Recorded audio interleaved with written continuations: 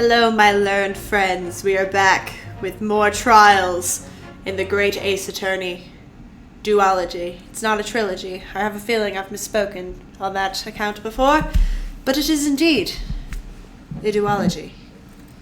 And I'm excited to revisit my learned friend in the courtroom. Alrighty then. The Old Bailey. This place always makes me feel strange.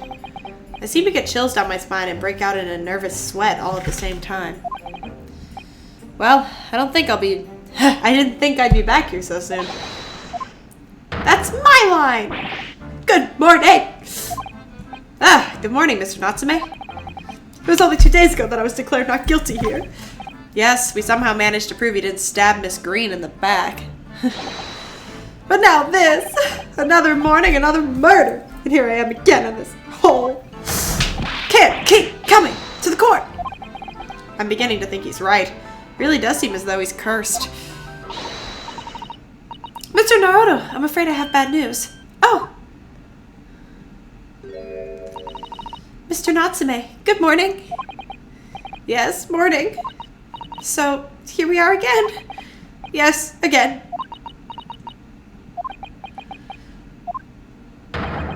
Judicial Assistant Miss Mikitoma, Squiress. What's the bad news? Oh dear, you heard, did you? If you come in shouting at the top of your voice, people can't help hearing what you say. Oh, I'm sorry. You've done nothing wrong, Mr. Sato. Oh, sorry. You've done nothing wrong. What is it? Well, it seems that the prosecution in today's trial will be led by Lord Brock Van Zieks. Van Zieks? Gah! Oh no! Oh no! AKA Racist Miles Edgeworth.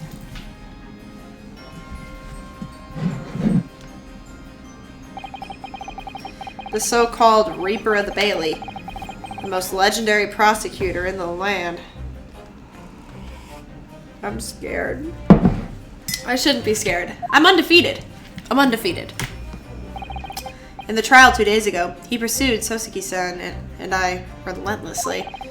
Of course, by the skin of our teeth, we managed to pull through, but still. Perhaps Mr. Natsume's acquittal in the last trial wasn't the end of the matter, after all. Yes, I know what you're thinking, the legend of the Reaper that says nothing can save a person in the dock when Lord Van Zieks is the prosecutor. Oh no!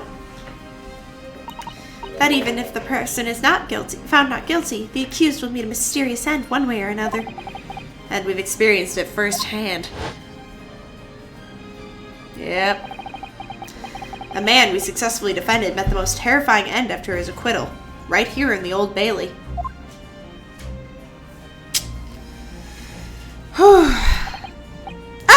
Do I even have to put up with this ice cold eyes boring into my soul again? Cursed by evil spirits and now by the Reaper! Pair of petrifying perils! Potentially! Well, if it's potentially, at least you appear to have hope, Mr. Natsume.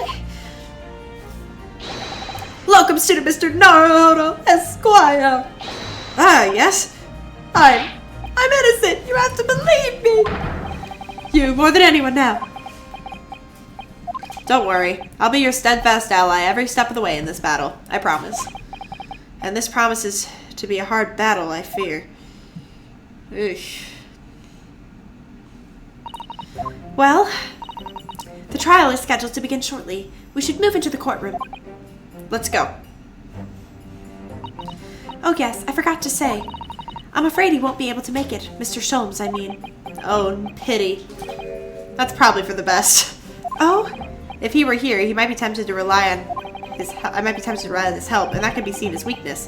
If Lord Van Zieks were to notice, he'd prey on it mercilessly. At least, that's my gut feeling. Mr. Naruto. You're right. Yes, you're so right. Oh, well said, locum student Mr. Naruto, Esquire. Well said. I swear on this sword at my side, and on the spirit of Katsuma that it harbors. I'll show him what a Japanese lawyer can do. I'll set you free. With honor. Oh yes! Katsuma! Katsuma, my heart! I miss you. It was a great single case we had together with my BFF.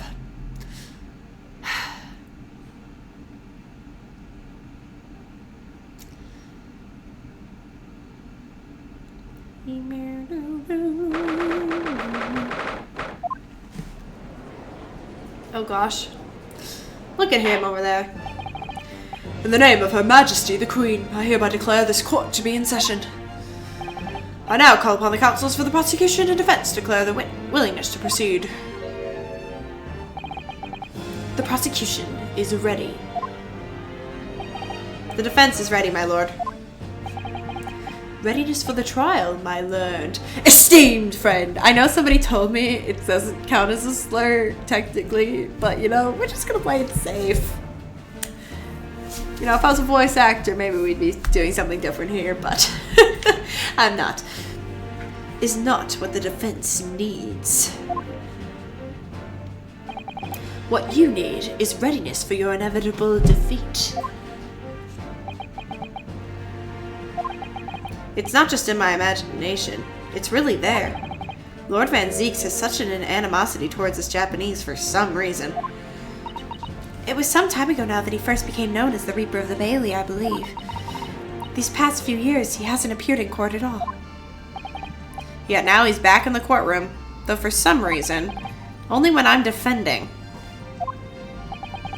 This Reaper, with his curious disdain for us Japanese, is a prosecutor shrouded in mystery.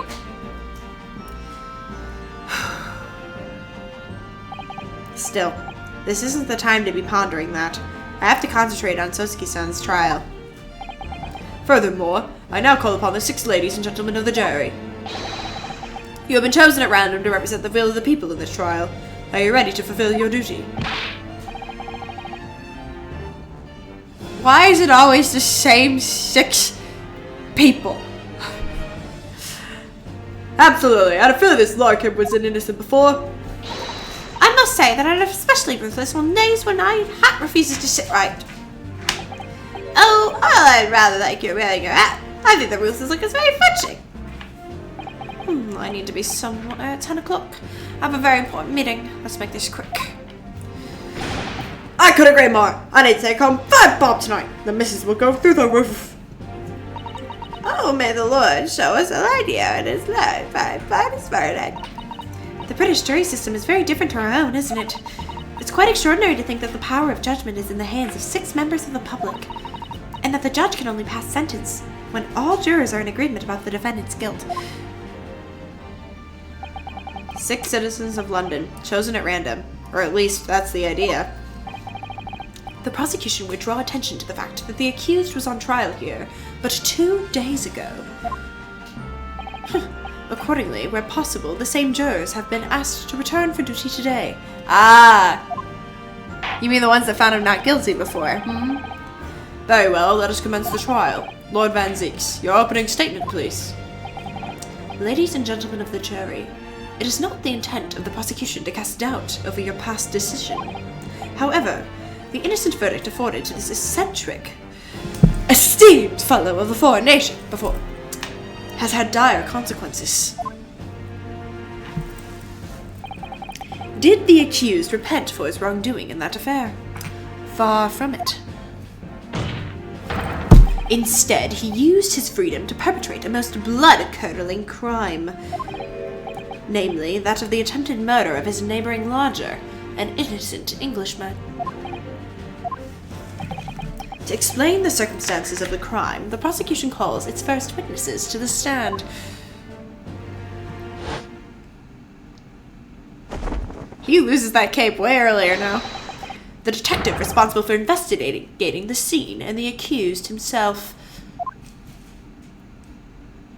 Can he do that? I guess so. Let me drink my coffee. I gotta get amped up for this. Witnesses, your names and occupations, please. Yes, sir. Tobias Gregson, Detective Inspector at the Scotland Yard Homicide Division. I don't know why. Suddenly he had a son in there. Alright. Ah! Sosuke Natsume, from the Empire of Japan. My government ordered me to come here as a student to study your language and culture. Mr. Natsume. Yes, my lord. Sir. I'm quite sure I'm not mistaken that you swore an oath never to step foot in my courtroom again. I remember it as if it were yesterday. The day before, in fact, my lord. Believe me, this is the last place I want to be. Inspector, let's hear from you first. Explain the case for the court. Right you are, sir.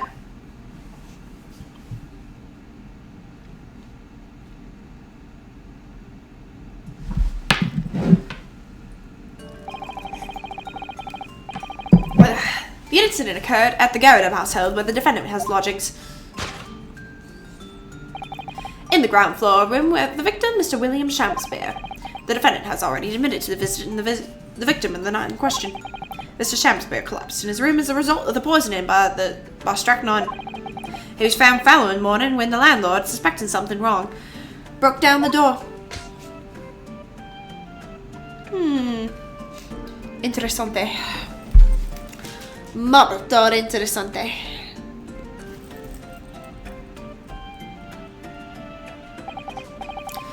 This means, I presume, that the door of the victim's room was locked at the time of the incident. Correct, my lord. It was locked from the inside, making entry to or exit from the room impossible. Although the victim, Mr. Shamspeare, lives to tell the tale, he's very nearly didn't. The man was halfway to heaven when he first found him. I was the first officer on the scene, my lord. And I have this photographic print here that I took at the time to show how it looked. Yes, a chilling scene indeed. The man looks very much deceased. That's right. Everyone present believed that's exactly what he was. Apparently. Very well, I shall accept this photographic print as evidence for the court. Now then, Mr. Natsume. Yes! As the defendant, do you have anything to say at this juncture? No, do not speak. They're haunted!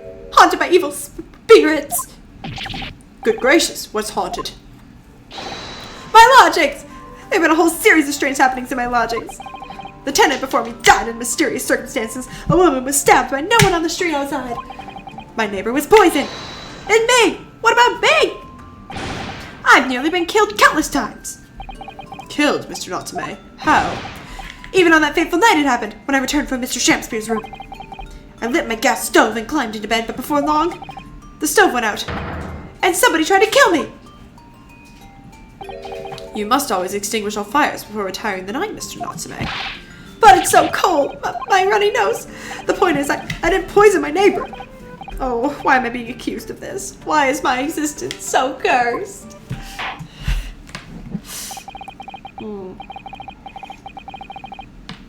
Thank you, witnesses. I believe I have a reasonably clear picture of events. If I could raise one more point, my lord.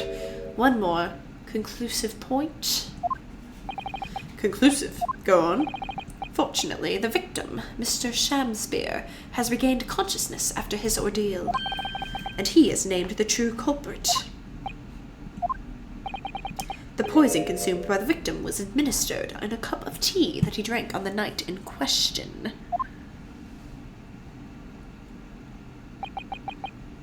Tea, my lord, that was brought to the victim's room by the accused.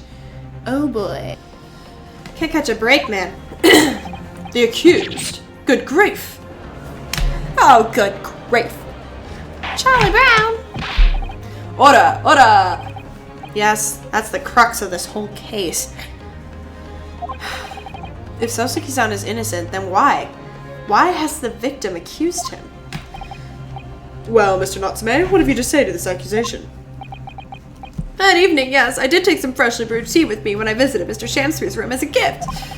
The public water pump outside always freezes at night, so I brought bottled water especially to make it. And this is the result! Never will I touch tea again! Never! The public pump was frozen, you say? That's not information we've heard before. That will do, thank you. Now, according to our laws, the defense must have the opportunity to cross-examine witnesses at least once. Therefore, I call upon these witnesses now for a formal testimony. I presume the prosecution has no objection? None whatsoever, my lord. Good. Then you will give your account of events on the night in question to the court now. You know what I realized? Brightness. Would be nice. My brightness isn't working. There it goes. Yes, my lord! There, you can see now. Isn't that nice? Isn't that great? One more. Let's give it a minute. That's fine. That's my brightness setting, guys. Enjoy it. Okay, hold on. It was around 9 o'clock that evening when I visited my neighbor, and I took something. Okay, hold on. It froze. There, it's back. Okay. We had a heated literary debate over a nice hot drink, after which I went back to my room at around 11. Sure you did.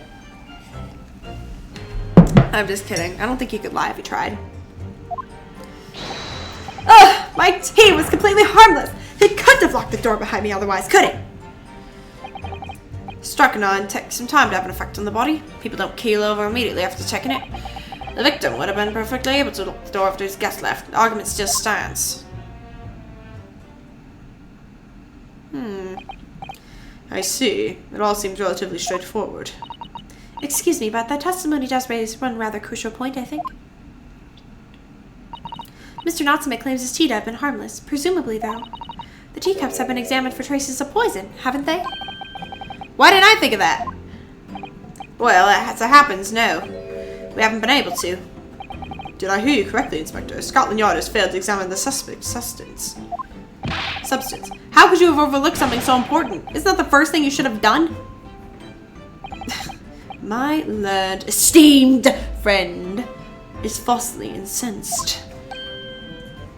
Bro, he's so over him. I am too, though. Like, I need your backstory, and I'm still not going to feel bad for you. The inspector said Scotland Yard was unable to examine the tea, not that it was overlooked. Unable? Why? It's simple enough. There is none left, not a drop. Someone must have been very thirsty indeed. That's not how... You will have residue. There's residue in here. With current scientific techniques, it's not possible to test for poison under such circumstances. We only need a drop. That one drop does actually have to exist, funnily enough. The lack of examination notwithstanding, it appears nothing other than the tea passed the victim's lips on the night in question. I see, thank you. The matter is clear. Cast your eyes over the jury, my learned friend. What? You can see it in their faces, I'm sure. The recognition of the accused's guilt. Your client's fate is all but sealed. In mere moments from now, you will lose, and your compatriot will be damned for all eternity. He's right. I can feel all 6 of the jurors looking daggers at me. But I can't let them beat me down. I won't. Counsel for the defense, proceed with your cross-examination. Yes, my lord.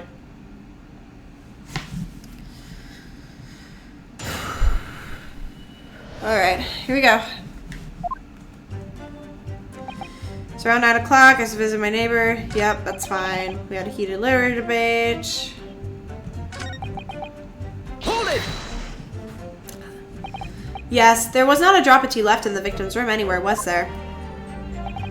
That's correct. Anyone would think the fellow had never had a pot of tea before. He must have licked it dry. Which a pity. It's a pity, because 1 drop is all we would have needed to analyze it for poison.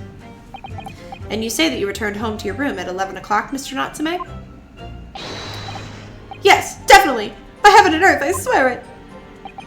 The landlord was able to verify that, as it happens. He confirmed the defendant was back in his room at 11 at night. And how was the landlord able to attest to this? He, said it was the lamps, I believe. The lamps, Inspector. When tenants return to the room and start... Yeah, we already know that. Yes, Mr. Garrett seems to pay a lot of attention to the comings and goings of his tenants. There's only one key to Mr. Shamster's room, and I know that for certain. So he must have locked the door himself, from inside his room. The victim has confirmed that to be the case, yes? So I'm right. My tea was harmless. Completely harmless. If you take poison, you die. Everyone knows that. It's not that simple, I'm afraid. What do you mean? Hold it! How long does it take for the symptoms to appear then? According to the coroner speaking to the yard, about 30 minutes after the poison is consumed. Then the victim suffers violent convulsions, cramping and stiffness, and eventually dies from asphyxiation. So there's a 30-minute interval between when the poison is ingested and the onset of symptoms. There seems to be a lot of different types of poison in the world, that's for sure. Oh dear, death by poisoning again. It's always so awful. 30 minutes is a long time. Certainly long enough for the victim to have locked the door behind the accused after he left. You can't deny that. And it further degrades Hosuki-san's alibi. I have the medical report for the doctor who examined the victim here, my lord. It spells it out, really. The accused is the only person who could have done it. Very well, the court will add it. Oh yes, I see it here. Great. Hold it! The argument still stands, you say? This is what Mr. Natsume has been saying, isn't it? The pair of them drank tea together at night, so if there was poison in it, the victim would have been able to lock the door if the accused left later on. Exactly! Me and my tea are innocent! Sweet innocent, I tell you! I'm afraid, sir, that doesn't follow. You see, strychnine is a slow-acting poison. In other words, it takes time for your symptoms to appear. So you could have left the room up to 30 minutes after the victim drank the tea. As long as you did that, Mr. Shamsbury could have locked the door after you'd gone. But no! We drank the tea straight away! The battle over whether Romeo and Juliet was stronger. That came after the tea. Do you have any evidence to support that statement? In my great homeland, the Empire of Japan, we have a saying. Drink tea while it's hot. Sir, a proverb will satisfy the prosecution. Satisfy. No conclusive proof. On the contrary, there's sufficient grounds to infer his guilt in this matter. No! Do I have evidence? That's the extent of their testimony, is it? If I could voice a personal opinion, Mr. Naruhodo. Of course. Go ahead. Mr. Natsume is arguing for his innocence so adamantly and so persistently. Yet Inspector Gregson just brushes what he says aside. It's really quite infuriating. I agree. So we need to find an inconsistency in what the inspector is saying, I think. I'm afraid so. As things stand, the jurors are sure to find Mr. Natsume guilty. As I see it, we need to focus on is the poison and the tea. Let's listen to the testimony. Yes. Okay, I think I'm gonna save, because I don't think we're gonna learn anything here. So it's gonna be this statement. Let's try the Old Bailey. Is it? Okay.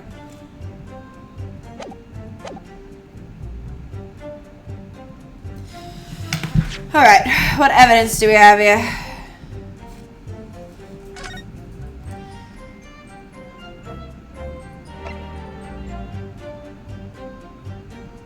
The poisoning incident occurred around 1:30. Yeah, wait, that makes no sense. Hold on. Because if it was at 1:30 and he got back to his place at 11. Okay. Let's try that. I'm not sure if that's exactly what they're looking for. Objection! Yeah, okay. Because I'm like, he was back in his place by 11. The argument still stands, you say. I think not, Inspector. Come again?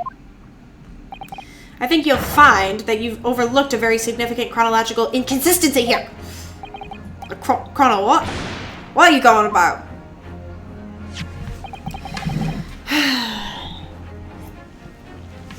According to this report, the victim must have consumed the poison at around 1:30 in the morning. And yet, the defendant, Mr. Natsume, left the victim's room at 11. Ah! Yes, that's right. There's more than 2 hours of missing time there. Okay. Enough. Numph. In other words, if there was poison in the tea that Mr. Natsume brought to the victim's room, how could the victim have fallen ill to it 2.5 full hours after the defendant left. Why is he panicking? Bro, I'm getting you clear. Calm down. Ven's argument is entirely reasonable. How do you respond, Lord Van Zieks? If you throw that glass, I swear. Does he have a sword too?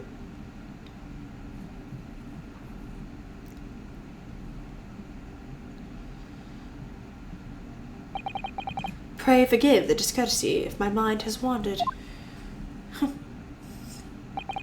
I was considering what cuisine would be best complement to the contents of my hollowed chalice this luncheon. How could it have happened, you ask? And there it goes. I do hate to shatter illusions, but my esteemed friend appears to be chasing a phantom idea. A phantom? Guess I could just say Japanese. I don't know, it still sounds wrong to do it as an insult. Like, what? Is it so hard to imagine that the victim drank his tea after the accused had left? For example, at the time stated in the medical report. Yes, at around 1:30. Objection! It'd be so cold and gross. Mr. Natsume brought the tea with him to drink together with his neighbor. And in Japan, there's a well-known saying, drink tea while it's hot. Objection! And in my country, there is an even more apt saying. There is nothing more refreshing than cold tea. Please tell me that's not true. That's disgusting. The point is that there was such a long gap. There may be other ways to explain how the victim came to be poisoned. Other possibilities. What sort of possibilities, counsel? Well, for example, the man could have had another visitor. Another visitor. That's a very bold assertion, my learned friend, from someone who has nothing to substantiate it. Or the victim could have taken the poison of his own volition. You suggest this may have been a suicide, counsel. Objection! Mr. Shamspeare has categorically denied suicide. The idea can and must be discounted. Objection! Like he'd admit to it. But he could be lying.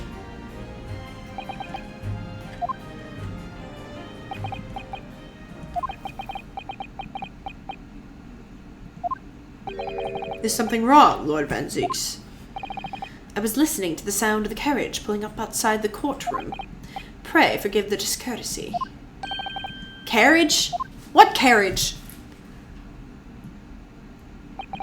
It would seem that the key player in this case has just arrived.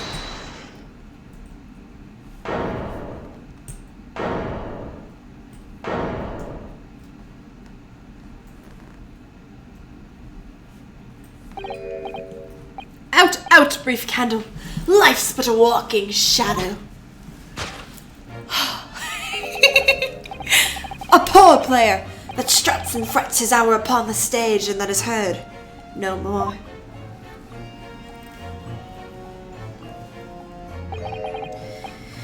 It is a tale told by an idiot, full of sound and fury, signifying nothing.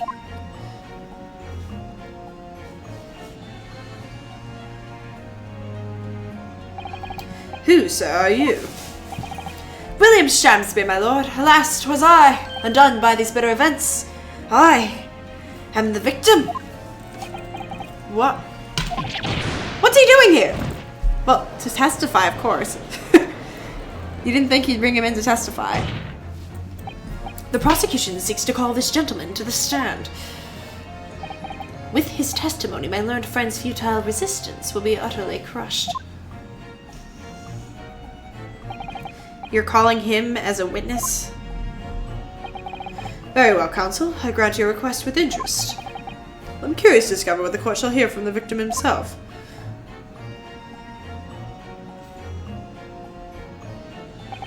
Happy am I, Shamspeare, to regale thee with my tale of woe, my lord. But, I still have my own tale to tell. My own tale of worse woe. I can regale the court with the tale of my perfect innocence in perfect English. That will do, Mr. Natsume. Let the court now hear from the victim. It's not a bad idea, I guess.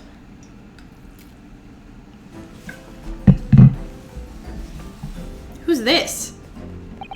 Alright. So that's Mr. Shamspeare. But who's that other man beside him? Yes, I feel sure we've caught a glimpse of that man before. State your names and occupations for the court, please, witnesses. A writer of words so sweet, they do scent the breeze. An inventor of ideas so profound, they compose the earth. The unrivaled poet, the unmatched scribe, William Shakespeare. What a great bard to be recalled to life anew. Lo, what a magnificent man. Good fellows, I am he who ponders such a miracle. William Shamspeare. Name's Meadowman. Adrian B. Meadowman. I work for the Ultimate Gas Company, East End branch office. Ah, I remember now. It was yesterday on Briar Road. Oh yes, she's right. It's him.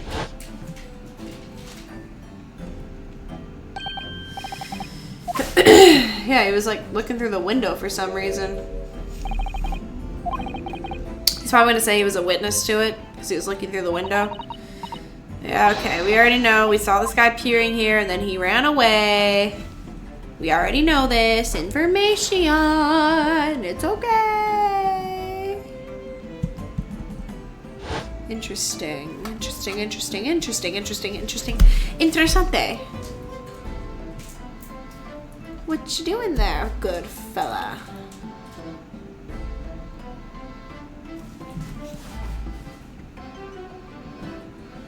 You like play some Jeopardy music or something? Yes, we spotted him outside Mr. Garrett's house that morning. And he's a gas company employee? What does he have to do with this case? The gas. Grr. So, William Shamspeare, you're the victim in this miserable affair, correct? Oh, heaven! Oh, hell! Do you command me to remember? That sweet poison that did cross me and cross mine innocent lips. I subpoenaed him for the trial with his doctor's permission, naturally. Hearing the testimony of the aggrieved will remove any room for doubt from the jurors' minds, I'm sure. Behold, you have only to arrange the letters of my name to see that me's a seraph, an angel, indeed. Thus be I noble of mind, sweet of nature, and verily honest of heart, as all heavenly angels be. Because there isn't a less contrived meaning in your name. No, not at all. The jurors seem to be very moved by this man, I'm afraid. They're actually taking this seraph anagram idea seriously? Thank you, witnesses, for your illuminating introductions. But my lord, what's the man next to Mr. Shamspeare doing here? The gas man, I mean. What? Me? Well, now. Allow me to enlighten my learned friend. You recall, I presume, your earlier impertinence? When you suggested that the victim had another visitor to his room on the night in question. And moreover, that the victim is a compulsive liar. What? No, I didn't quite say that. This young chin-stroker here is to controvert your wild claims conclusively. Is that not so, Mr. Meterman? Hang on, no, I'm just here. I hereby call for your formal testimonies. You'll tell the court as lucidly as possible what happened on the night in question. One may smile and be a villain. Yes, it doth pain me, but let the truth be spoken. The truth, that wintry night of my discontent.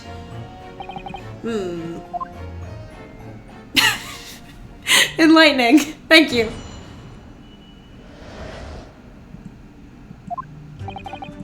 The snow lay about, my neighbour did cometh in the evening, bearing a gift of tea. But merry, bitter was his drink, and when he left I did fall prostrate on my table. 'Twas the tea alone that did pass my lips that late hour, not else. I was outside this bloke's window in the freezing cold on that, keeping an eye on his room. No one else visited his room but that short little round-backed eastern fella. Wait, what did you say? You were keeping an eye on Mr. Shamspeare's room all night? Why? That's right. Of course the bloke's window was all but blocked up, isn't it? There's a little gap in the bricks where you can see into the room. So I spent the night trying to keep my teeth from chattering as I peered through that. The question is, so, why? Well now, that's because he's on my list. What a piece of work is a man!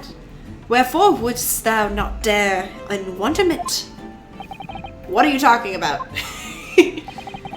This buzzing busybody hath not part in this play. I pray thee, pay him no heed.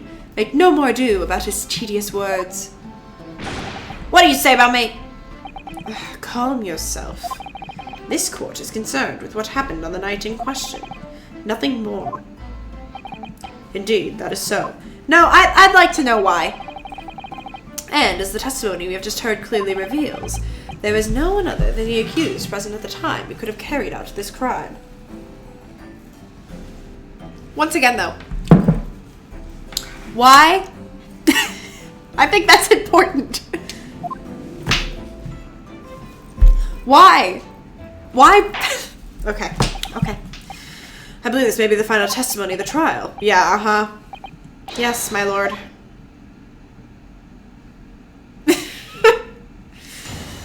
Okay.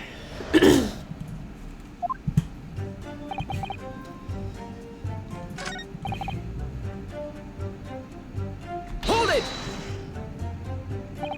Let me stop you there. Mr. Natsume left your room at 11 o'clock, but it wasn't until after 2 that the poison made you collapse. That amounts to more than 3 hours of missing time.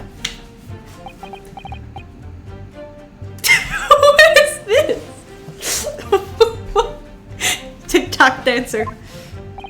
If the defendant had really put the poison into your tea, that 3-hour window of time is something you're going to have to explain. Gladly. 'Tis an easy task. What? I did drink the tea, not whilst the guest did his tarry, but after he took leave of me. Faith, 'twas stone cold, but at 1 hour past midnight, verily were my lips parched. Objection!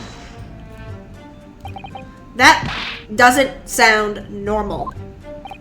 Nay, 'tis quite ordinary, sire, after all. Thou wouldst recall our fiery debate. Amidst such argument, there'd be no time for fiery tea. Romeo and Juliet again. And who is stronger? Mr. Shamspeare, in summary, allow me to confirm. Did you not come here with the intention of naming your attacker? But of course, my liege. 'Twas the stooped lover of words did attempt to shuffle me off this mortal coil. Okay. Hold it! So you didn't have any kind of evening meal, dinner, supper? Ha! Fie on luxury! Fie on gluttony! To eat thrice daily is but a waste of time. Sorry? I would that my belly were full, no more oft than sun doth rise. Well, most heroic eating habits, I must say. Night and day do I fill my hours with learnt study of the great bard and playwright. Hence is it that there doth not in my chamber be the costumes of mine art. That would appear to be the case, as even a rodent would found starved to death in your room. Now I think of it, it's not just food that was conspicuously missing from that room, is it? I don't recall seeing a single player script anywhere. For I have devoured them all. You've eaten them? Every word be within my skull. Didst thou imagine otherwise? Right, that one wasn't misleading at all. Now could you turn around, do you think? Which brings us to the conclusion that the only way the poison could have passed the victim's lips is in the tea. Huh. Great. Great! Oh, one sec. I think I had an empty wine bottle to discuss, so hold on. Let me save this quick.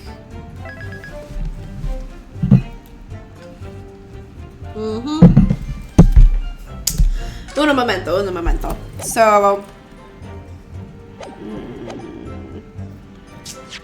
lo siento, ma...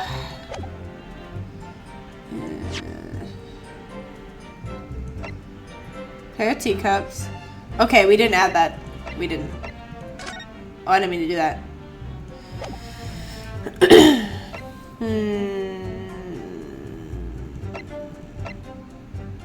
Okay. Should we examine these things? Maybe we should. Hold on.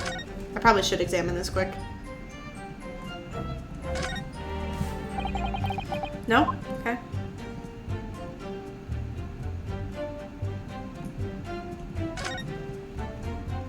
Oh, only one of them's drunk out of. This must be the cup that Mr. Shamsir was drinking from then.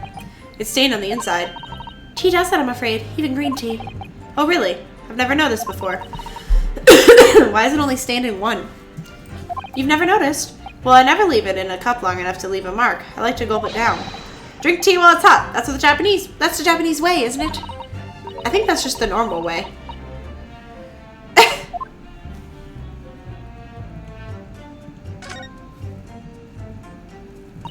This is the teacup from which Mr. Natsume was drinking. Yes, unlike the other one, the inside of the cup is completely clean. I suppose he must have drunk the contents before the tea had a chance to leave a mark. I always gulp it down, too. Sorry, Mr. Naruhodo? Well, if you just sip it little by little, it gets cold. Clearly, I shall have to instruct you on the proper way to take tea. Yeah, that's good to know. Ugh, so that does mean you probably let it sit a while.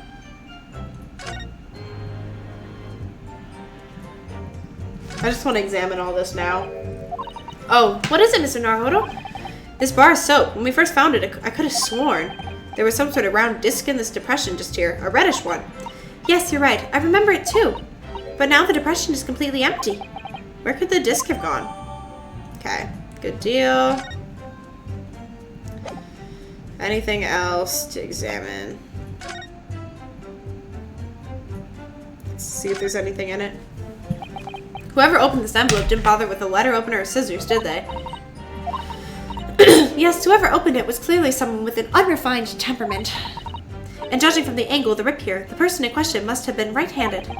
Mr. Sato, I think perhaps someone's been reading too much of the Adventures of Sherlock Holmes. I'm sorry. It's blasphemy. Wrong name. You can never read too much of it, Mr. Naruhodo. Never! Okay, nothing new there.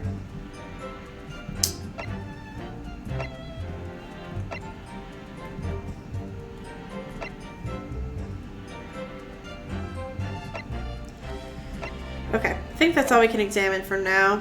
Oh wait, let me just see if I can examine the photo quick. Nope, just a magnifying glass, so can't do anything there.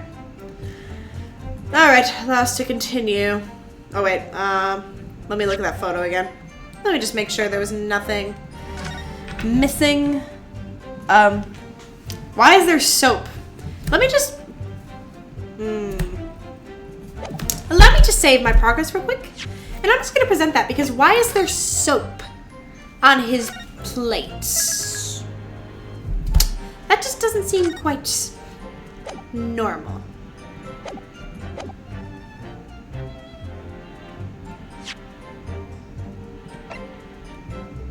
Objection! Oh, it didn't work. Okay, fine. Just load. This is why we cheat a little bit, because I just need to see, because, like, we're not going to talk about the soap situation. I know that he didn't eat the soap, but I'm still going to accuse him of it. Anyway, let's continue pressing.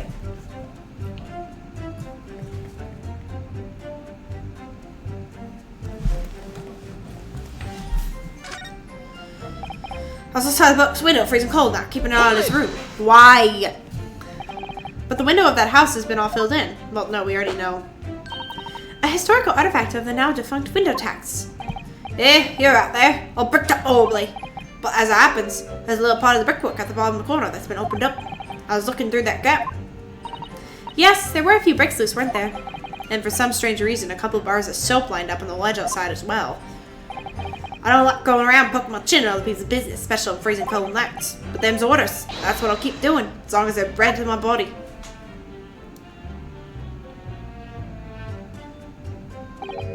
What's with all the theatricals today? Out of interest, Mr. Meadman, after the accused had left and returned to his own lodgings, did you see the victim leave the room at all? No, he never left. He was in that room the whole time. And we can therefore discount the possibility of suicide? How can you be sure of that? The police carried out a thorough investigation of the scene and found no receptacle for the poison. And since we know the victim didn't leave his room and hence didn't dispose of the poison's container himself, it's clear that this was no attempted suicide. Only the culprit could have removed the receptacle. Ah, yes. Lucidly explained, Counsel. Thank you. It really was. You can't argue with that logic. Alright, fair enough. Hold it! You say a short little round-backed Eastern fellow, so you can't be sure it was the defendant then? Objection! How many other short little round-backed with a mustache do you think there are in London? Well, of course, it's only now gap. It was quite dark, so I didn't quite notice the mustache. But he showed up at around 9, so I'm pretty sure myself. And when the person you saw arrived, did he and Mr. Shamspear drink tea together? Nah, sorry, couldn't say. Why not? Because couldn't see the room in all that well, could I? What I did see was the silhouette of that little roundback fellow wearing a pretty dress. And then the pair of them started the kind of wrestling match. I'll tell you, I didn't know what to make of it. Great. I suppose that was the Romeo-Juliet championship battle getting underway. Mr. Mitterman, allow me to confirm one final time. Apart from the accused, can you state with certainty that no one else visited the victim on the night in question? No question. Gas manzana. So that's the entire testimony. What do you think, Mr. Naruhodo? Well, I can't see any obvious holes at all, to be honest. No, oh dear. If nobody else visited Mr. Shamspear's room that night apart from Mr. Natsume, I imagine the members of the jury will conclude the same thing. Right, that he's guilty. Well, all I can do is press these witnesses for more information and hope for a breakthrough. Yes! Okay, what haven't I pressed yet? Alright, this is the only one I didn't press yet. To be clear, by neighbor, you're referring to the defendant, Mr. Natsume? Oh, indeed, sire. Perchance thou wouldst call him the man from upstairs. And at what time did the mustachioed... mustachioed Japanese visit you in your room? Mustachioed. Our meeting was promised for the hour of 9, and lo did he come to tender a gift of fragrant tea. Details of which are in accordance with the defendant's own testimony. And we were broiled in such literary debate as history hath not seen before. By which I presume he means their discussion about who is stronger, Romeo and Juliet? I, Shamspear, did play the part of young Romeo, whilst my neighbour played the fair Juliet. Each of us dressed as we would our characters be to bring weight upon our merry experiment. I dare not imagine the scene. Frailty! Thou name is woman! Canst thou imagine how dismayed I was? Yes, I heard of the Eastern art of jiu-jitsu, but ne'er did I dream 'twould be such a skill practiced by the comely maiden. Juliet beat Romeo up. This is not helping our case. I believe the court has heard enough about your earth-shattering literary debate. Perhaps you could reiterate your statement about the tea that the accused brought to your room? My liege, I am thy servant. Gladly I would do thy bidding. Oh no. Oh no. Oh no. Oh no. Ah! My lord! Goodness me. Yes, Mr. Foreman? I've kept my mouth shut and the step down, but this has gone on long enough. Are you all with me? Are we to understand that you ladies and gentlemen of the jury are in agreement with one another? That you've reached a unanimous decision? Too right we have. Are you all ready with me? Yes! Wait. The defense is in the middle of a cross-examination. To be honest, I was holding out hope for you, young man. Especially after you identified those few hours that followed the accused leaving the victim's room. Yes, the 3 missing hours, as you put it. But in the end, what difference do they make? None as far as I can see. And since that's now apparent, there's really no reason to delay our decision any longer. Like I was saying before, if I don't take 5 bob with me, not the missus will blow it up. Huh? What's that? Sorry, I didn't quite catch what you said. Very well, let the court be apprised of your decisions. I wonder what they're gonna say. What are they gonna say? Guilty! Guilty. Guilty. Guilty. Guilty. Guilty. Juror number 6 never knows what's going on. Wasn't that rather unfortunate? All of you? Well, it appears the jury is indeed unanimous.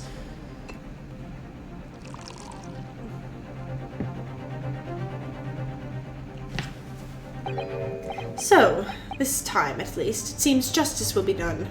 All's well that ends well, as they say. This calls for a toast, I feel. To the guilty being punished. Ugh. Oh yeah, because it's a new game, so it's gonna like reteach me summation examination, right? Get up, Mr. Naruto, please! The trial isn't over yet! What do you mean? What about the information I found in this Encyclopedia of British Law I have? That obscure right that belongs to the defense in these situations. Remember? A summation examination. Yep. Yes, that's right. We don't have a jury in Japanese courts, of course, but here in British law, you can reverse the decisions of a majority of the jurors. We can force the trial to continue. Here we go. This trial can't end now. Whatever it takes, I just can't let that happen. The defense moves to invoke its right to a summation examination, my lord. He's gonna throw that thing. Why am I not surprised at my learned friend's inability to admit defeat? You choose to cling desperately to some archaic rule you barely comprehend instead of accepting the truth. Certainly no other defense counsel in recent times has exercised the right to summation examination, because they all know that once the jury's mind is set, it cannot be altered. Except for every single trial I've done, stupid! Nevertheless, the right remains and must be upheld. The defense counsel's request is granted. This court will proceed with the summation examination as outlined in the Encyclopedia of British Law. Thank you, my lord. I was gonna say your honor. Alright.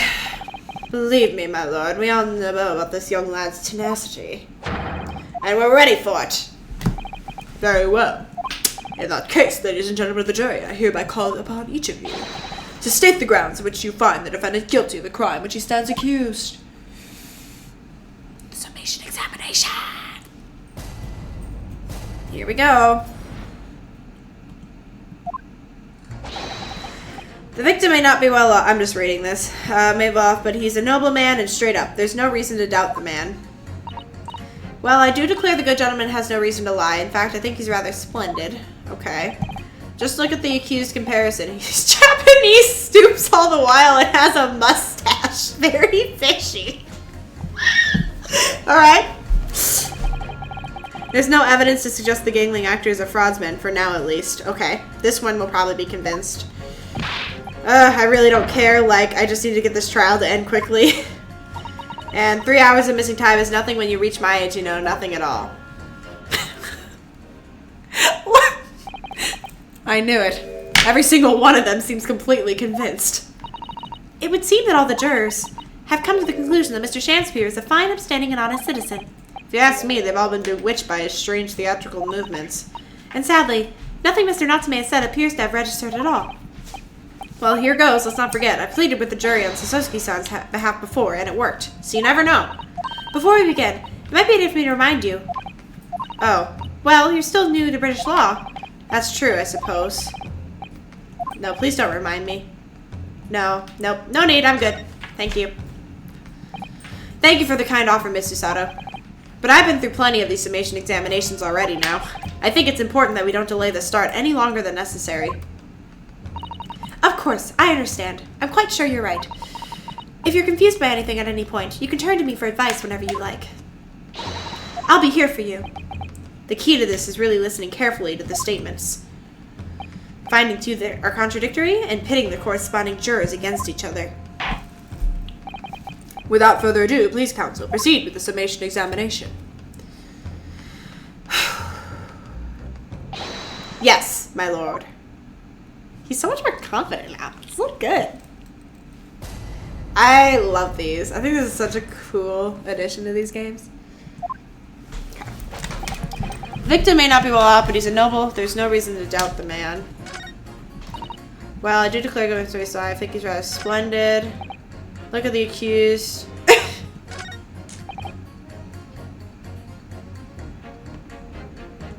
Okay, I'm gonna press you because what in the world? You keep talking about needing to take home some money. What's that all about? Fishing, lass, that's what it's about. What's that? I'm talking about the derby at Hyde Park, aren't I? It was the Queen's Cup last week, wasn't it? Derby? It was a dead set, that's the thing. I couldn't lose, so I took my wife's secret savings, like. But then, that opus old mare went and did an unthinkable. The stupid Finnish lass. Oh dear. This is the day the missus uses her savings for a trip down to the pub. So come on, let this business lie now. Just give it up. No, that's not going to happen. Okay, so I can't change him. Hold it! What do you really mean by that, sir? Well, I'm not one to boat, but I get up every 5 every morning, I do. Me too, sir. At 5, you're really early riser then, aren't you? Yeah, what's that now? I said you're an early riser. Oh, well, I wouldn't say that. I mean, I like to while away with the hours of the evening reading books as well. By about 2 in the morning, I'm usually too tired to go on. He sleeps at 2 in the morning and he gets up at 5? Oh my, that means he only gets 3 hours of sleep each night. This explains so much. Only 3 hours of sleep each night! That's right, you see. 3 hours of missing time. Like I said, it ain't much, is it? This really isn't helping. Okay, I'm just gonna keep pressing. Okay, I'm just skipping ahead. Okay.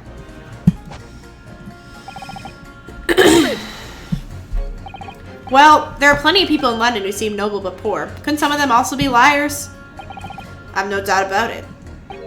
Like that shaky client of yours, for example. Absolutely not. Mr. Natsume is no liar. Look, the point is, the only thing that passed the victim's lips that night was that Japanese man's tea. Well, you take the Gasman's testimony into account as well. The truth couldn't be any clearer. Well, that's logical. Let me be frank here. I'm a gentleman with gentleman's values. If it turns out old Shakespeare and chum is a rotten liar after all, I'll gladly change my decision. And I'm sure my fellow gentlemen would do the same. Well, yeah, perhaps. Though I don't see that happening. What's that? Look, I really don't care. I need this trial to be over. How many gentlemen do we actually have on jury, then? Alright, sir. I may hold you to that. Don't forget what you said. Okay. You have to show him. Okay, let me save quick. I don't think I have anything to show he's a liar, but let me...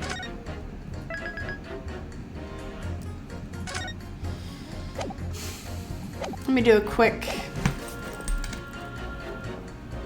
court record quick. Let me just see what I have. Armband, books.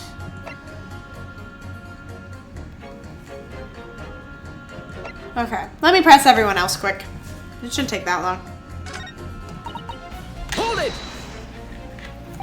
Are you saying you believe the man to be trustworthy because he's rather splendid? No, that's not what I said. The point is, the man is the victim here. What reason would he have to lie? And yes, he is rather splendid. So you say, yet again. Meanwhile, the man who stands accused behaves so suspiciously. It's exhausting to look at him. Can't disagree there. I'm afraid he's not splendid at all. Splendid logic there, madam. Thank you so much. Okay. Hold it! No. Not one of those things is a reason to find the man guilty. But he's fishy. There's no point dancing around the fact. He's Japanese, he has a mustache, and he stoops. You see, you arrive at the conclusion in just 3 steps. 3 steps, like a waltz, in fact. You know, the more I think about it, the more this trial seems like a dance. You seem to be several steps ahead of yourself, though, and you're on the wrong foot. No, there's nothing but circumstantial evidence here, and there's no actual proof of the defendant's guilt. But the victim's version of events is backed up by what the big chin man next to him says, isn't it?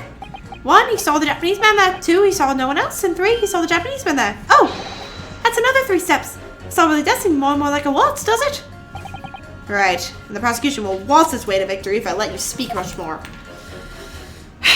Okay, last one to press. Hold it!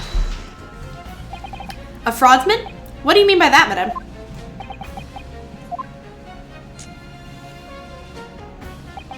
It really is the most tiresome problem for the company. Most irritating. We can be absolutely certain that the customer is stealing from us, but without hard evidence. We can't even threaten to take action for fear of being sued. I'm sorry, you've lost me there. Who are you? I'm the wife of Augustus Altamont, owner of the Altamont Gas Company. Good gracious! Altamont Gas, you say? Gas is the future energy in this country and around the globe, but proper handling is essential. As I'm sure an employee from the East End branch office would be the first to agree. Absolutely, Quinn. Like, gotta be used properly. Altamont Gas is the best in the world, of course.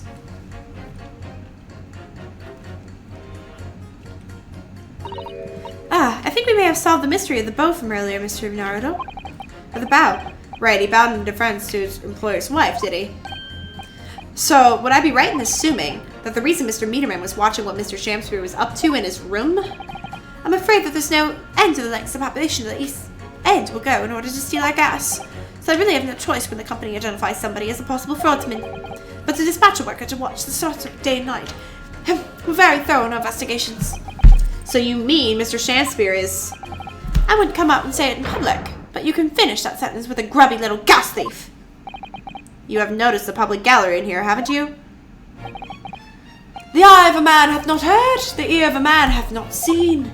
Faith, wouldst thou wound with thy words, rise like this and then penetrate to the skin. But seraphs hear not insults, only choirs of angels in song. We may not have evidence yet, but my workers won't stop buzzing around you until they find it. And when they do, you'll find yourself blasted back to your angelic heights in the ultimate gas explosion. So, Mr.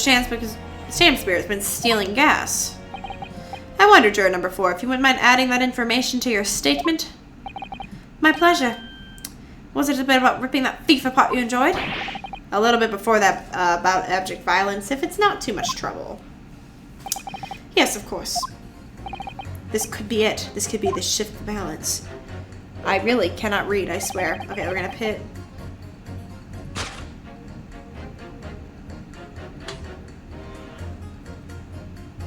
Objection! Those two statements clearly contradict each other. Good gracious. Two statements to refer, counsel. Juror number 1. What are you yelling about, lad? I just love this. I presume you've heard juror number 4's statement, made by the wife of the owner of the Ultimate Gas. Well, yes. The victim, who you claim to be a noble, straight-up man, in fact turns out to be a common thief. So good lady says there's no evidence, is there? You and I both heard them say as much. It's true, we don't have evidence as such just yet. But the claims aren't baseless, you know. What? You heard me.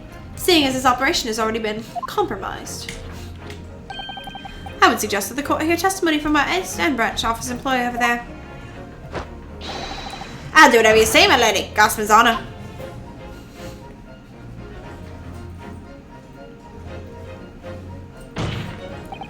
Juror number 1, you said you're a man of your word.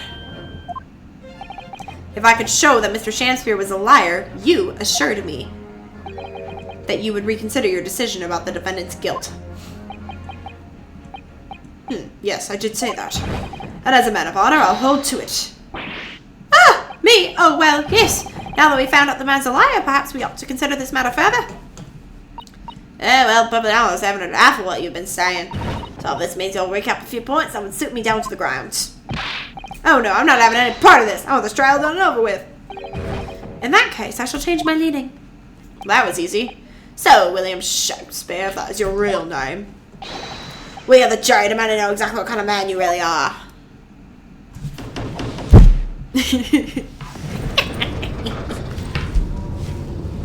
Very nice, very nice. That's 4 jurors. 4 of not guilty. For not guilty. Yes, Mr. Naruto.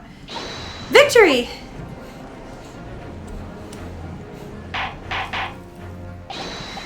Order! Well, this is quite extraordinary, I must say. As a result of the defendant's summation examination, the jury's leaning has changed. What else is new? Now only 2 jurors say guilty, whilst 4 say not guilty. I therefore declare the court to be in a state of disaccord. and order the trial to continue. Throw that glass! Yeah! You have spoilt the bouquet, Mr. Shamspeare. The ladies and gentlemen of the jury now find they are unable to trust you, the victim. But you gods will give us some faults to make us men. So God mend me, I do swear. This gas man speaketh that which concerns him most. Naught but gas, naught but thin air. Aye, it burneth bright a while, but hath no substance, and it doth reek foul. Oi, what did you just say? Do I take it, Mr. Shamspeare, that you deny the allegations of gas thievery? Most heartily, my lord. Hast thou forgot I am as a seraph, an angel, noble of mind, sweet of nature, and verily honest of heart. Ah, you flowery-mouthed pompous beanpole, just because I haven't got things evidence yet. Mr. Shamspeare, if, in fact, you are not noble of mind, sweet of nature, or honest of heart, if you are a liar, then your testimony should have no sway in this courtroom. It may be a considered opinion that at the present time no other culprit of this crime has been identified. All testimony heard by the court thus far heavily implicates the defendant. In short, it would not be unreasonable at this stage for me to rule in the case. Oh no.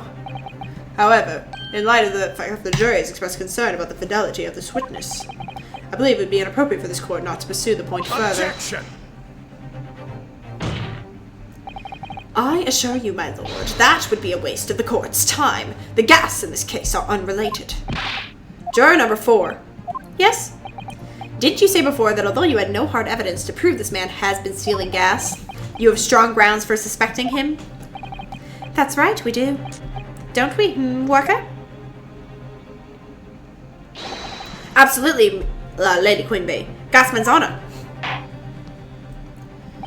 Very well then, we will hear your testimony now. You will tell the court precisely why you believe the victim, Miss William Shamspeare, has been stealing gas. Yes, my lord, it'll be my pleasure. On the ultimate gas, if I may, my lord. Go ahead, madam. This worker's testimony may have a significant bearing on the good name of my husband's company. Therefore, I should like to take the stand alongside him, in a supervisory role, if you wouldn't mind. Woohoo! Oh yeah, sweet as honey. Yeah. Very well. As an exception, I shall honor your request.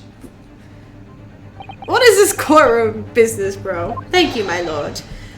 You wait till boss gives you an earful. Oh, it's gonna sting you, mark my words. So, you will testify before the court on the subject of illegal consumption of the Altamont Gas Company's fuel. Yes, is that clear, my good man? Clear as Altamont Gas, my lady. Which is the clearest in the world.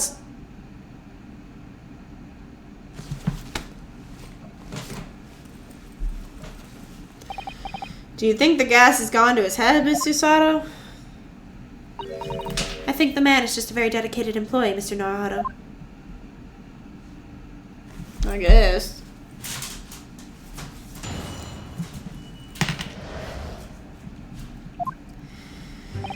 I'm proud to be a company's East End branch investigator and meet a money collection agent. Ultimate gas meters set threepence pence, each coin given to customers about 2 hours of gorgeous gas. And yet, the meter in Mr. Shamspeare's room didn't have a single coin in it. The meter doesn't appear to have been tampered with, though, and the collection agent has the only key. Somehow he's using all the flaming gas he wants without paying a penny. That's what not thieving what is. Interesting. Something to do with the soap, I'm sure.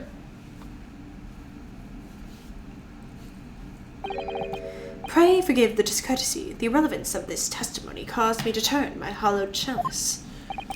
What do you mean by the remark, Lord Van Zix? Did the mustachioed Japanese poison the gangling excuse of an actor, or didn't he? That is all that should concern this court, and yet now we must listen to this abhorrence. Clearly, what separates the vast British Empire and your Eastern Island nation is more than geographical distance. Yo! But this could turn out to be crucial. The cross-examination must go ahead. Do what you will. 2 in 1. 2 in 1. Okay. Lord Van Zangus appears to be in a violent mood. No kidding. The glass and that's crazy. Yes, he does. An attempted poisoning and an incident of gas theft with no supporting evidence. It's true that they would appear completely unrelated at first glance, but I wonder. The truth tends to be buried in the most unusual places, and the first step in uncovering it will be to establish just who and what this man really is.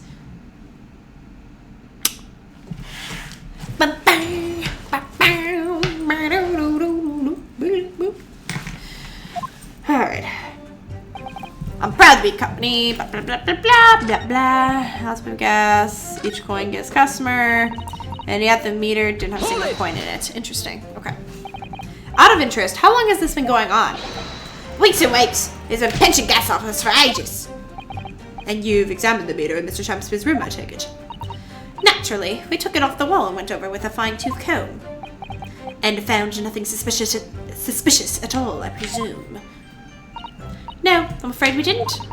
Which is exactly why I demanded a new type of meter to be produced. One with an industrial lock. The Shakespeare Special. That sounds like it would have cost an awful lot of 3p pieces. But even after all that, the rascal's meter was still empty. I'll never forget the humiliation when I opened up the money box and found it bare. You what? I said, you what? And the look on his face, the smarmy smile of his.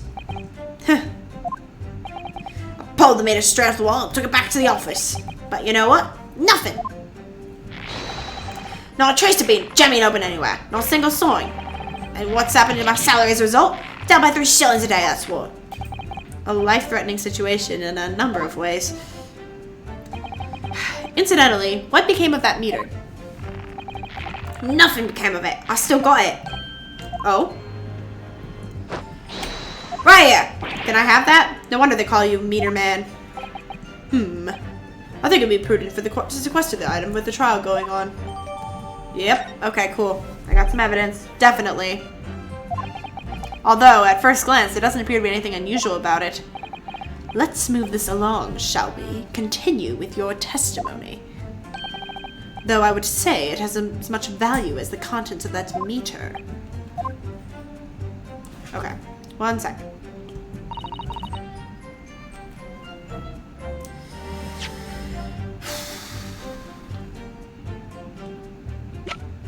Okay, let's examine it. That's a very sturdy looking padlock, isn't it? And the money box is sealed with beeswax, too. As if Mr. Sholmes were to get up into any mischief, he'd be found out immediately. Mr. Naruto, mischief of that kind is not the sort of thing that Mr. Sholmes would... You know you didn't finish that sentence, didn't you? Well, anyway, it is understandable that the gas company would want to safeguard the money that's rightfully theirs. But it doesn't feel a little over the top, perhaps, doesn't it?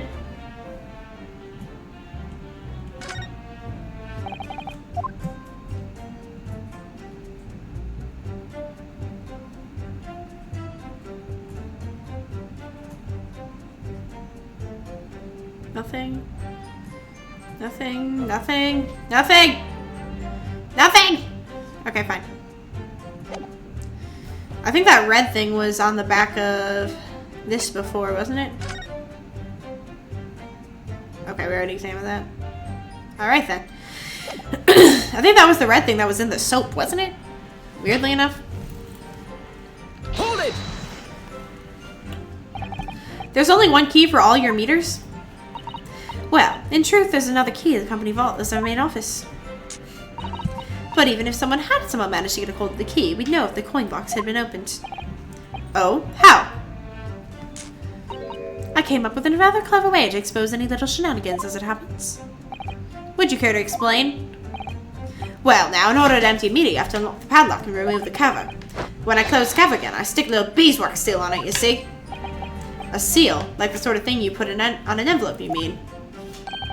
Something like that, yes. Basically, you can't remove the cover again without breaking the seal. Now, in the case of Mr. Shakespeare's meter, there were no coins inside at all, as I said. But the seal hadn't been broken either. So that would mean Mr. Shakespeare somehow managed to steal coins from inside the meter without opening it. It would seem so, but that would be impossible.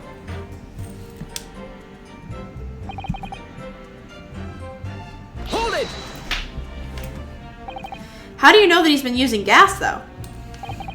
Well, now, since I started investigating this bloke, I've been to his room more than a few times. And on every single occasion, his lamps have been blazing and his stove pounding. It's the middle of winter, and he still turns me, sweat dripping down his cheeks, and says, "Get thee to an honorary." Hamlet, indeed. Ah, I could ring the bloke's neck. I get all hot and coloured, but still, every time I open that flaming meter, it's empty. He's robbing me of my salary, too. What's wrong with the world? Where's the justice? But how can Mr. Shamspeare possibly be stealing the money? I don't understand. The simple explanation is right before your eyes. What? A toast to you eventually realizing that the gas man could be an accomplice. You what? Good. Eminently plausible indeed. Well? Oh, please, Lady Quimby, I'm a faithful worker. And besides, the money as gasmen collect doesn't tally with how many gasmen used. You docker pay for the same amount.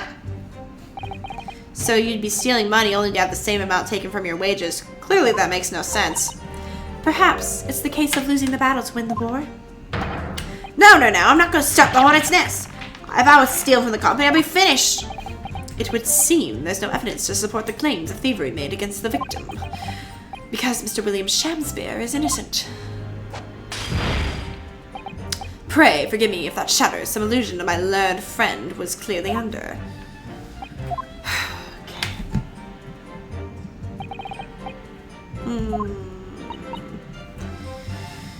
Okay, meter's under suspicion. It does seem as though perhaps nothing to do with it. I know it does seem that way, but the fact is, since I've been practicing all in England, I felt like I encountered this at least once already. Cases that are interlinked. Yep. We know it's going to be relevant somehow, or the game won't have us doing it.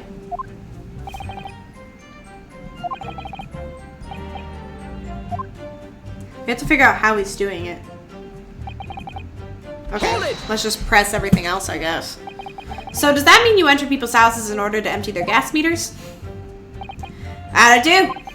I have to try to catch people when they're in. They ask for permission to come inside and do my business. Does that mean you've been into Mr. Natsume's room before, as well as that of Mr. Shamspeare? Well, now interesting you should bring that up, because I believe how little money was in his meter. I mean, how the pair of them survived the winters beyond me, really is. Knowing Mr. Natsume, he probably spends all his gas money on books. And then when he's finished reading them, he probably burns them for warmth. You will kindly reiterate your statement about the gas meters themselves, Mr. Meterman. Not much to say, really, but as you wish.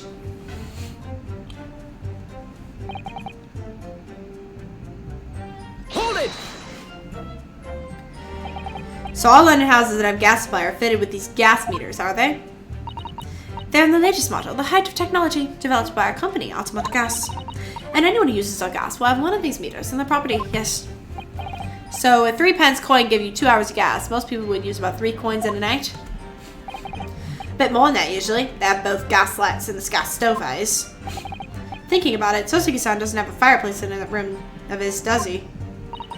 Some people still choose to use candles, of course, and only have gas for heating. Ah yes, I do remember seeing candles in Mr. Natsume's room actually. And how does the money in the meter get back to you at the gas company?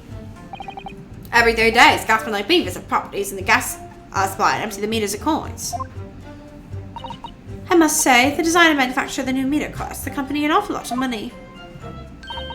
But happily, it did put a stop to people not paying their dues for the most part. Ah, because they have to pay in advance, you mean?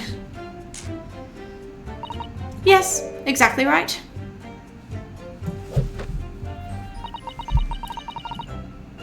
Okay, so...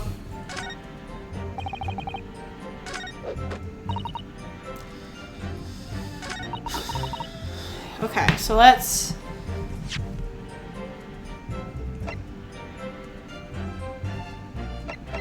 Is there really nothing...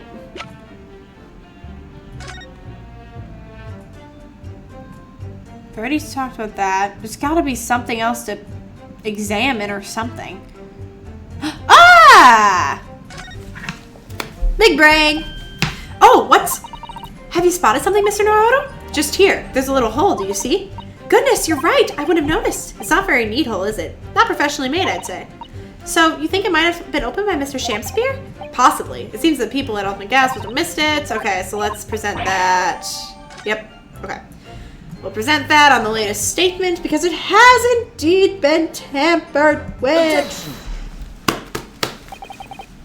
Lady Ultimate, I'm afraid to say that this meter clearly does show signs of having been tampered with. What? Get away. I've been over and over that thing. I'm telling you, there's nothing wrong with it. In that case, what do you have to say about the small hole that's been made in the base of the coin box? Oh, what? You're right. You're quite right. There's a little hole in there. The meters aren't supposed to have that. None of the others do. In other words, we can assume that Mr. Shamspear secretly opened up this hole himself. Yes, I wouldn't be at all surprised. Why? Yeah, why? I mean, it's tiny. You couldn't get fun through that. Lady Altamont, I wonder if you could give the court some details about your meter design. What sort of details? Well, what I'd specifically like to know is...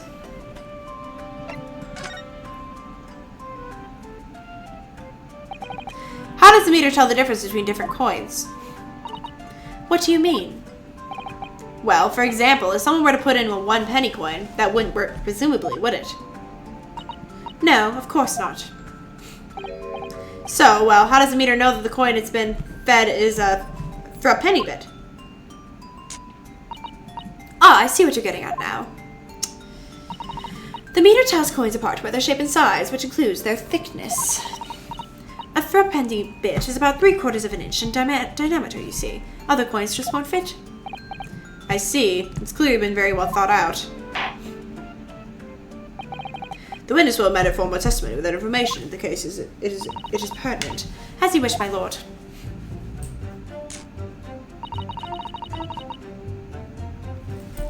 Okay, let me save. I want to present the soap, but I don't know if I can.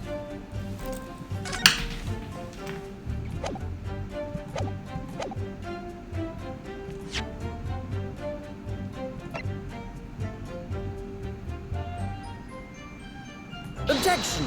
Nope. Okay, I can't do that yet. Okay, fine. Load. Whatever. Being so picky with me. You know he's been making fake coins from the soap. I just don't know how to prove it. Okay. I guess we'll just press the statement first. Hello? Hold it! But conversely then, it would seem that anything matching a 3-pence coin exactly in terms of diameter and thickness could equally well be used. Would that be true? Well, yes, in a way. We thought of that though anyway. If I can fake any fake coins, sell the coin box when they empty the meter. The contract says customers to pay 100 times the amount they did on goods and fine. We live for moments like that as gasmen do. Live for them or what? It seems the gas company has thought of everything. Woo! Hooray for gas, hooray for cash! Ultimate, that's the way! That's quite enough of that. Remind me, how big are the 3-penny bits? About 3/4 of an inch across. What do you think, Mr. Naruto? It's very significant.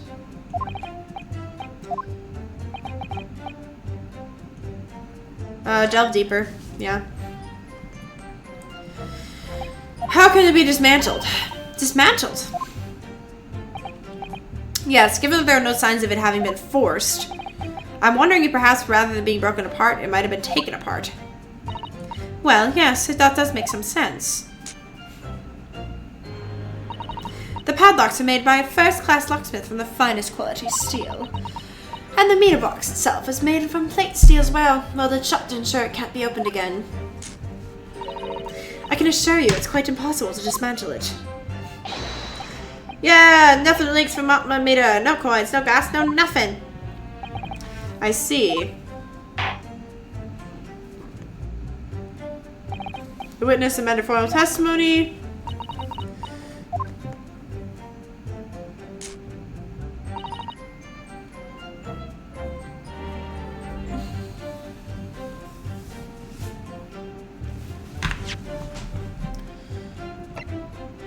Okay, there's no way to dismantle it at all.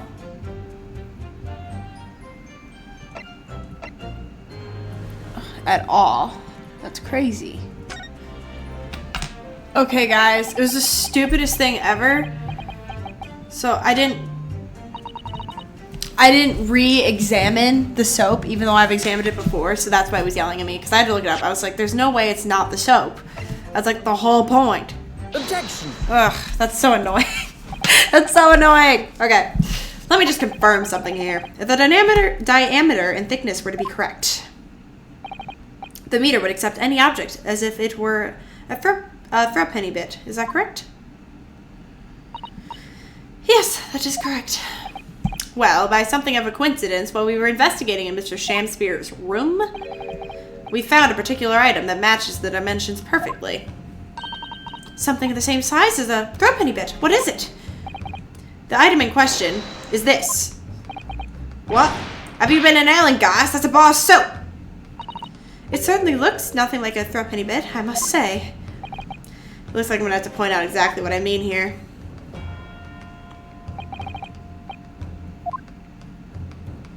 Got it. Got it! You have to turn over the soap to see what I mean.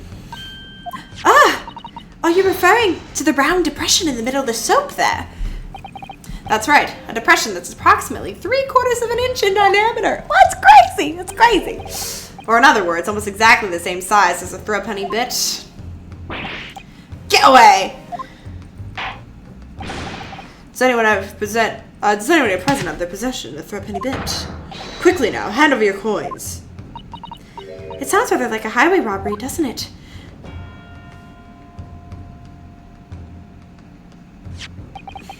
Thanks to a kind member, I have a threepenny bit. Now, let's see if it fits. It could be more snug. Yes, as I suspected.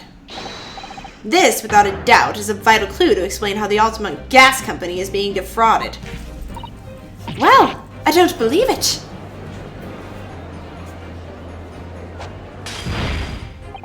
So, your assertion amounts to what? That some inferior bar of soap has a tentative connection to the theft of gas. Yes! The depression in the soap was clearly made by a threepenny bit. I must concur at least that pushing a coin with some force into a poor quality bar of soap such as this is a remarkably simple way of replicating the coin's shape. And then you could use, well, some metal wax or something to pour onto the molds. You could make fake coins!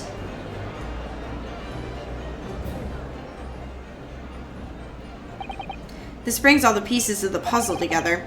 It's the method Mr. Shamspeare has been using to steal the gas. That's the missing link. And now if I follow the chain of thought, it's going to bring me to a new explanation for what happened that nobody's considered yet. But this is all nonsense! If the man had been making fake coins, my worker here would have found them when he emptied the meter. Quite true. No, there's a hole in the bottom. I see. That's what we're dealing with, is it? There is one form of black magic that could cause the fake coins to disappear into thin air. Yes. Exactly. And the meter here gives it away. What on earth? There are remnants of the magical method used visible on the gas meter taken from the victim's room. If that's your assertion, the defense will identify it at once. Bruh, we already... Okay.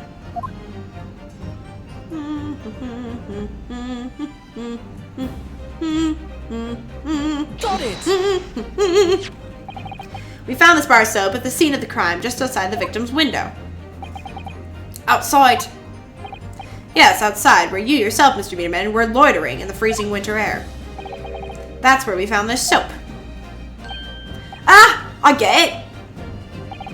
That's right. The answer, of course, is ice. Did you say ice?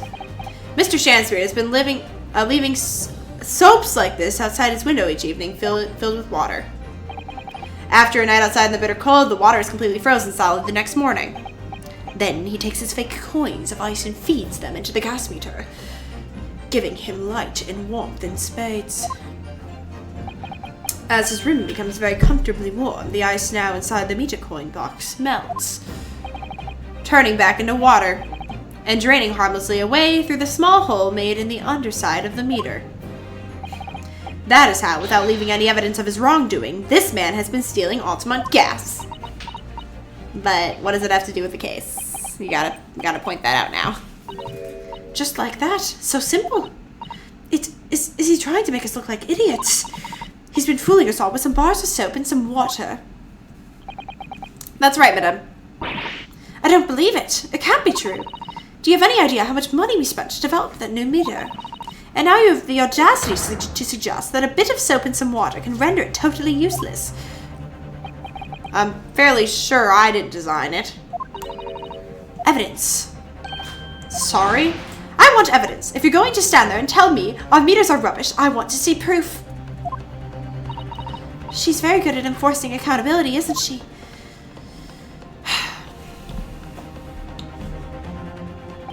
Very well, Lady Altamont. If you'd like evidence, I'll provide it. What? Mr. Naruhodo, are you saying you actually have evidence to support his theory? I did notice a trace of something that bothered me a little at the time. And I have a feeling that this theory we've come up with now could explain it. The piece of evidence that substantiates the theory,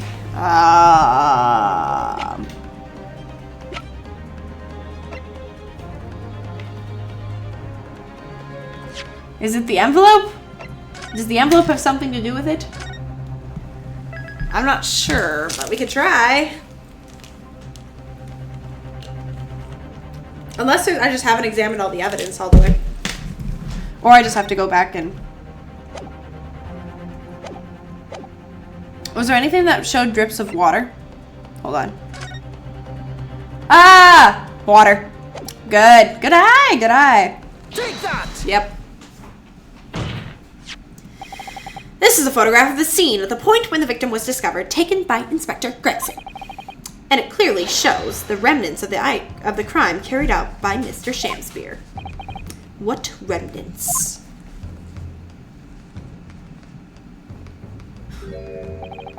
Here you can see the gas meter on the wall in Mr. Shamspeare's room. Now look closely at the floorboards directly underneath the meter. What is that? Some kind of grubby stain. Almost certainly, it's a water stain resulting from the liquid that drained out of the hole made in the meter.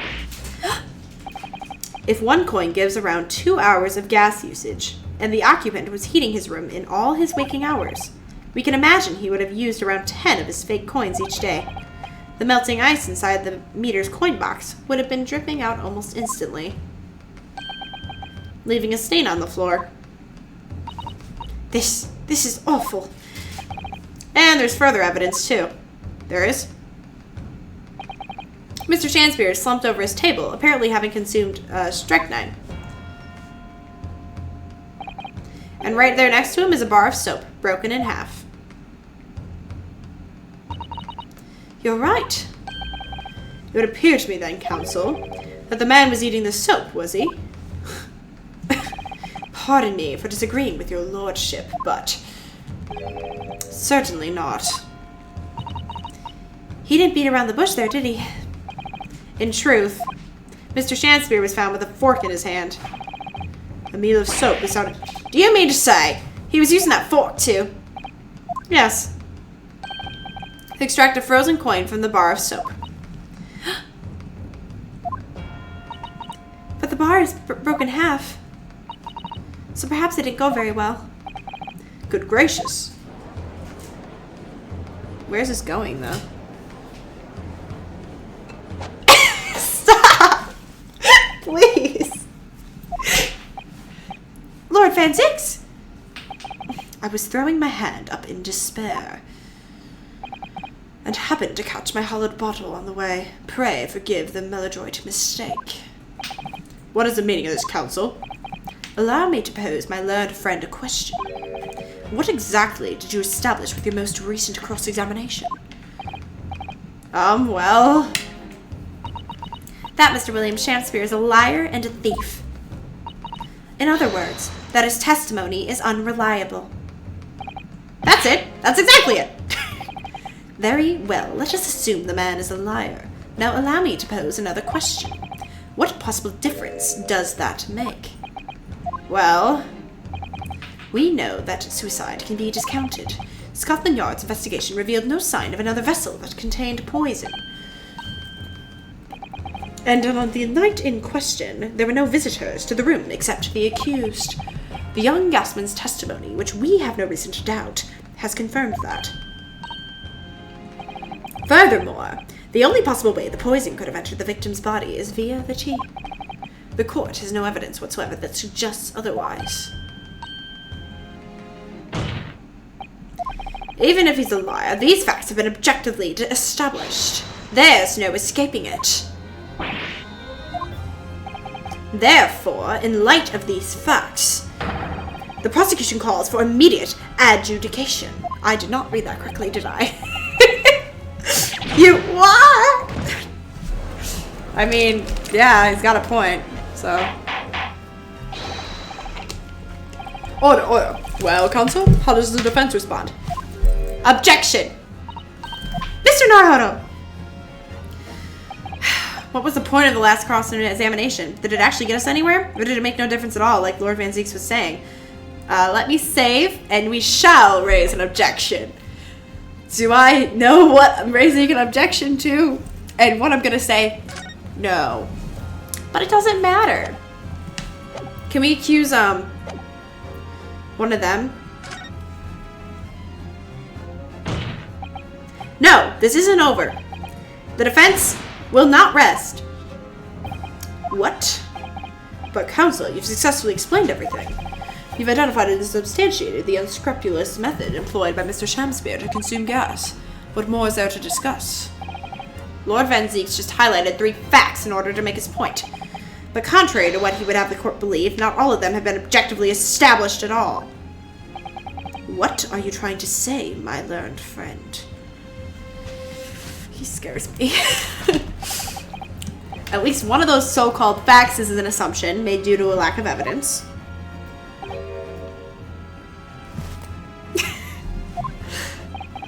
But the situation has changed now following the cross-examination of the latest witness to take the stand. Don't be absurd. What is this nonsense? Yes, when you bring everything we've learned so far together and consider it as a whole, it's clear. There's a question that we now need to reconsider, namely...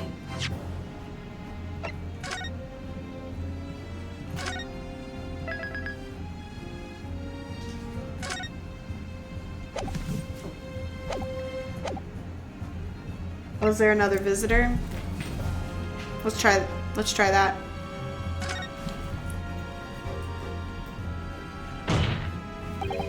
What if the victim did in fact have another visitor besides Mr. Natsume? If that's your assertion, by all means, tell us who it was. Yes, well, who is this mysterious third-party counsel? I think it's a little too soon to be naming names, my lord. On the contrary, it's a little too late, much like your defense. Okay, fine! So picky. Okay, so I can't name anyone else.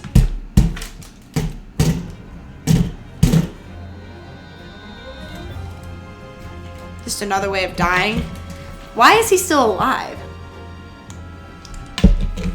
Was the poison in the tea? Let's try that.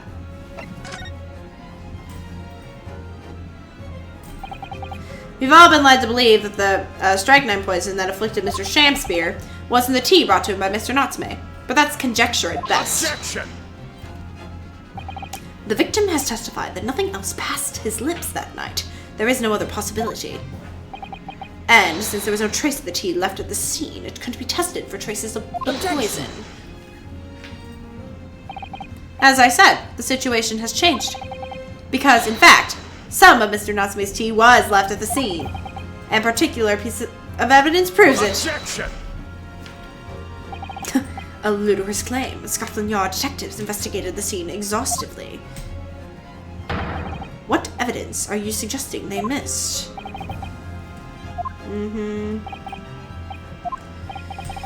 What evidence to tell us the nature of the defendant's tea? Probably the stain in the cup, right?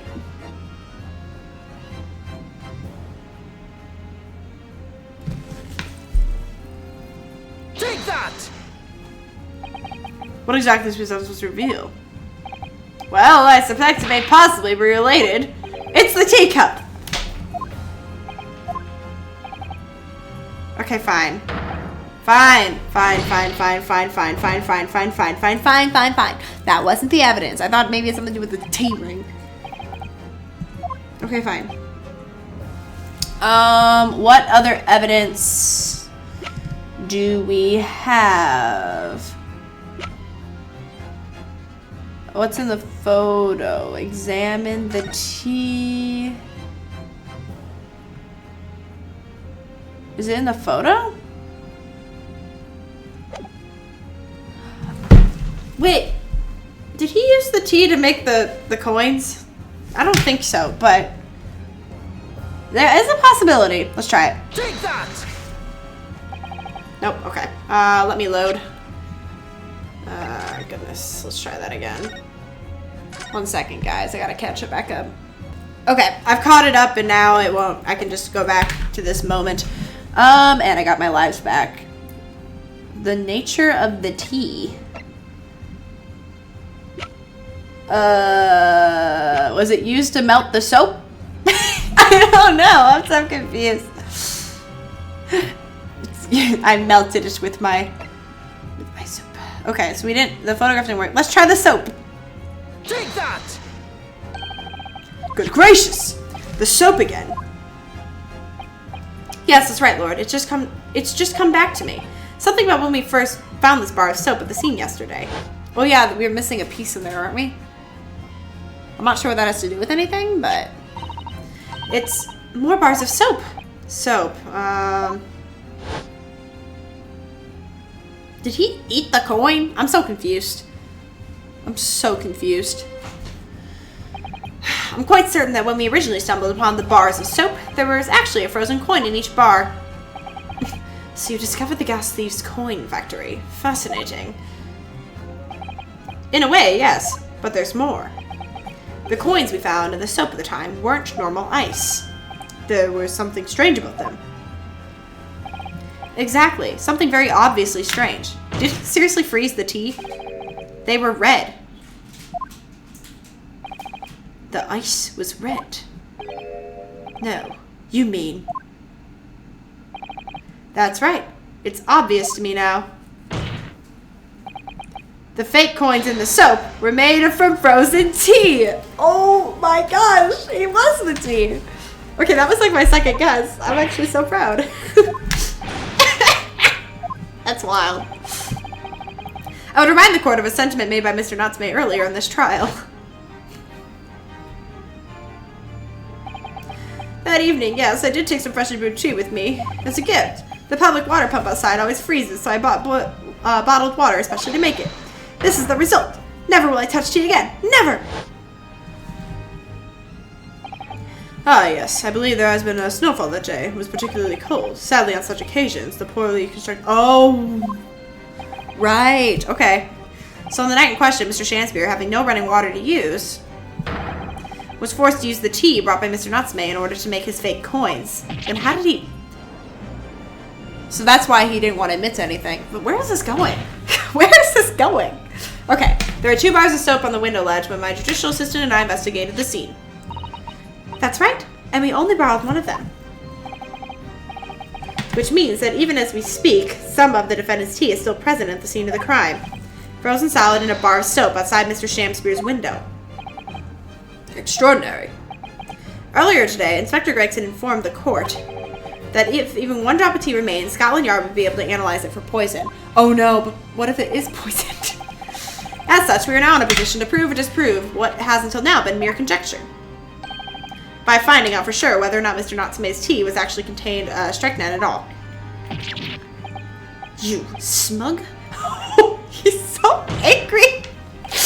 My lord, we cannot do the defendant the injustice of passing judgment now. The police should be dispatched to recover the remaining bar of soap from the scene at once, and the defense requests a thorough analysis of the frozen tea embedded in it to determine whether or not it contains any poison. Look at him. Ah, woe is me. Bailiff, instruct the police to attend the scene at once. Yes, my lord, understood.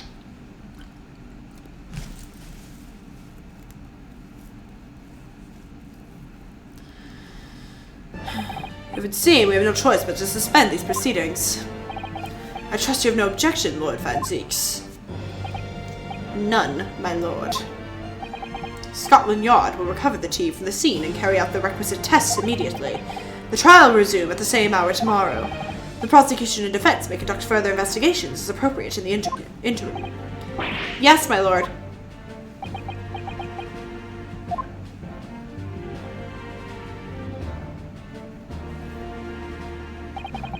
Well, we managed to scrape through there somehow. Thank you, counsels. Court is adjourned until tomorrow. But what now? So we're going back to investigating. We'll see how that goes next time.